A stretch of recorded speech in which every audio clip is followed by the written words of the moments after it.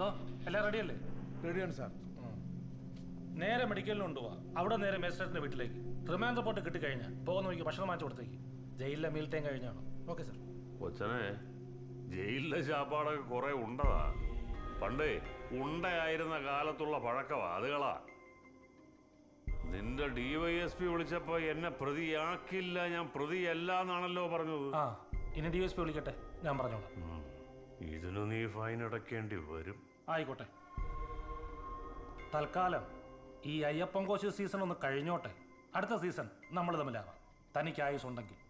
നിനക്കും. വച്ച് വഹിപ്പിക്കാതെ വിളിച്ചോണ്ട് പോടും സാർ. ഹലോ, ഇത് പോലീസ് സ്റ്റേഷനാണ്. ഇവിടെ പോലിക്കാൻ പാടില്ലെന്ന് അറിഞ്ഞൂടെ? 307 താഴെയാണോ 290 IPC?